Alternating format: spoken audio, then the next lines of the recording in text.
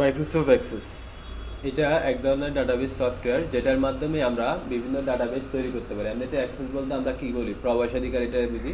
তো মূলত এটা কী হবে, একটা ডাটাবেস তৈরি করার জন্য একটা সফটওয়্যার, এটা দিয়ে আমরা বিভিন্ন তৈরি করতে পারি, বিভিন্ন ডাটাবেস তৈরি করতে পারি।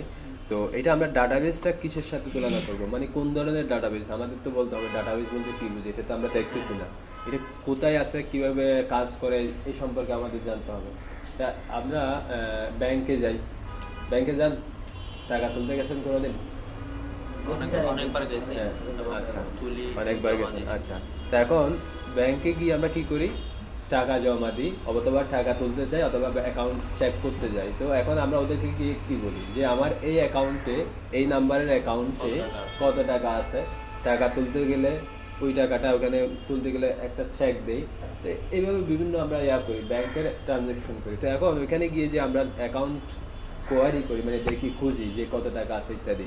তো ওরা কি করে, ওরা কম্পিউটারে বসে একটা আমার অ্যাকাউন্ট নাম্বারটা লিখে এন্টার দেয়। এন্টার দেওয়ার পর আমি যখন অ্যাকাউন্ট খুলছিলাম, তখন যে পিকচার, যে নাম, বাবার নাম, মায়ের নাম, যা কিছু দিছিলাম, যে ডাটাগুলো দিছিলাম, যে তথ্যগুলো দিছিলাম, ওগুলা ওর সামনে চলে আসে, এবং ওখানে কত টাকা জমা আছে ওগুলো ওর সামনে চলে আসে। তো এটাকেই বলা হয় একটা ডাটাবেস। যেমন আমি অনেক আগে একটা কী করছিলাম, ডাটা দিছিলাম, একটা ফর্ম ফিল আপ করছিলাম অ্যাকাউন্ট খোলার সময়।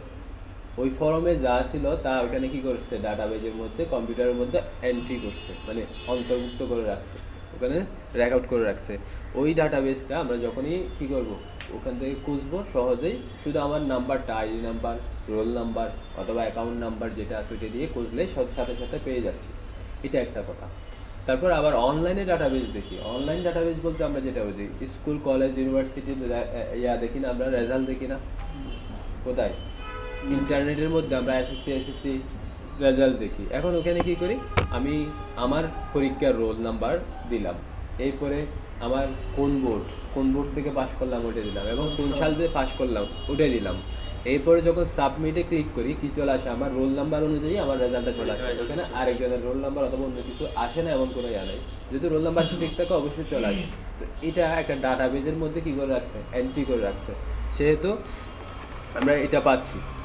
আচ্ছা, তো এখন এই অ্যাক্সেসটা আমরা এমনিতে বুঝতেছি কি, একটা ডাটাবেস সফটওয়্যার। তো এটাতে আমরা এখন কি করব, এটাতে আমরা আমাদের কোম্পানির যারা এমপ্লয়ি আছে তাদের ডাটাবেস তৈরি করব, অথবা আমাদের যে কোম্পানিতে যে প্রোডাক্টগুলো আছে ওই প্রোডাক্টের একটা ডাটাবেস তৈরি করব।